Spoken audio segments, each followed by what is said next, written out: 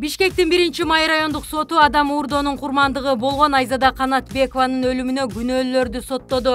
14-сентябрдагы отурумда сот 5 кишини күнөөлүү деп таап, Сыймык Молдосариев Ажыкабыл Рыспай уулу жана Орузбек Нурумбетов 7 жылга, Кубаныч Токон уулу жана Замирбек Раманкулов 6,5 жылга кесилишти. Булар Айзаданын өлүмүнө катышы бар деп табылган. Бул тууралуу адвокат Нурбек Токтаконов билдирди. 5 апрелде Бишкекте Айзаданы бир нече адам күчтөп машинеге салып кеткен. 2 күндөн кийин кыздын жана аны уурдаган кишинин сөөгү Бишкектин четиндеги Арашан жана Чокмор файлдарына жакын жердеги талаадан автоунаадан табылган.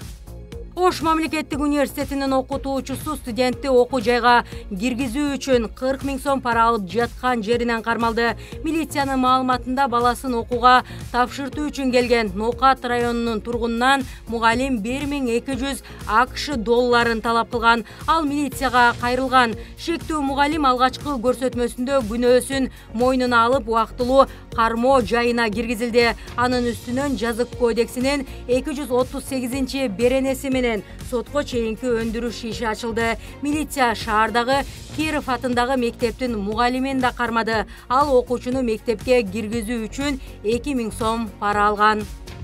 Президент Садыр Жапаров бүгүн 7-чи эл аралык армия оюндарынын алкагында өткөн танк биатлону менен десанттык взвод мелдештеринин жеңүүчүлөрүнө сыйлыктарды тапшырды. Президент аскерлердин жеңишин жогору баалап, алар Кыргызстандын эгемендүүлүгүнүн 30 жылдыгына белек кылганын белгилеген. Армия эл аралык аскер оюндары акыркы 7 жылдан бери көптөгөн мамлекеттердин арасында өткөрүлүп келе жатат. Жапаров танкачылар 31 августта эгемендүүлүк күнүнүн жеңишке жетишкенин, ал эми эң мыкты даярдыгын десантчылар өлкөнүн куралдуу күчтөрүнүн келечектеги офицерлери көрсөткөнүн айтты. Ал танкачылар менен десантчыларга өлкөгө атак даңк алып келген жеңиши үчүн терең ыраазычылык билдирип, бул командалардын күчүрмөн даярдыгын камсыз кылган бардык аскер кызматкерлерин өзгөчө белгилеген. Мамлекет башчысы аскер кызматкерлерине энчилүү саат тапшырган. Айрымдарына президенттин атынан ыраазычылык кат берилди. Мындан сырткары сынактардын катышуучуларына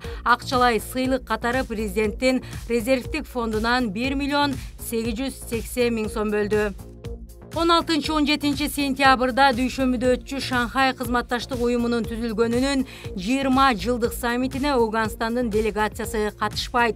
Бул тууралуу Орусиялык медиа каражаттары аймактык уюмдун расмий өкүлүнө таянып билдирди. Орусиянын президентинин Шанхай кызматташтык уюмунун иштери боюнча атайын өкүлүнүн орун басары Бахтияр Хакимов ШКУнун иш-чарасына конокторду чакыруу уюмга төрагалык кылган мамлекеттин башчысынын карамагындагы иш. Ауганстан ШКУга байкоочу мамлекет болгондуктан саммитке чакыруу өлкөнүн мурдагы жетекчилигине жиберилген. Мындай кырдаалда аймактык уюмга мүчө бардык мамлекеттер Ауганстанда легитимдүү бийлик келмейинче иш-чаралар чакырбай турууну туура көрүшөт деп түшүндүрдү. ШКУнун 20 жылдык маарекелик саммитин тосуп жаткан тажик бийлиги Ауган делегациясынын келер келбеси тууралуу маалымат бере элек. Ауганстан аймактык уюмга байкоочу макамы менен катышып жүрчү.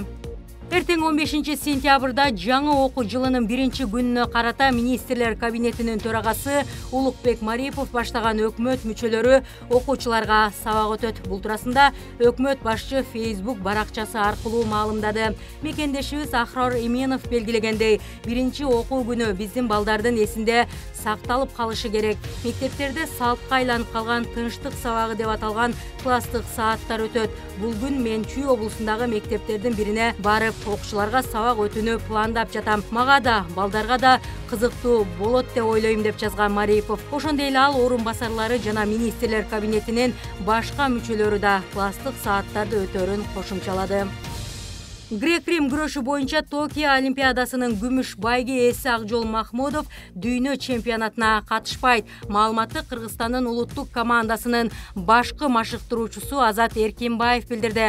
Анын айтымында мелдешке бара турган курам учурда аныкталып жатат. Спорттук күрөштүн түрлөрү боюнча дүйнө чемпионаты Норвегиянын баш калаасында 2-10 октябрда өтөт. Акжол Махмудовдун жеке машыктыруучусу Мейрембек Ахметов балбан ушу этапта Олимпиададан кийин калыбына келүү процессинен өтүп жатканын белгилеп, азырынча эч кандай мелдештерге барбай турганын билдирди. Ал эми кыргызстандык балбан кыздар Айсулуу Тыныбекова, Мерим Жуманазарова жана Айпери Медет кызы октябрь айында Норвегиянын борбору Осло шаарында өтө турган күрөш боюнча дүйнө чемпионатына катышат.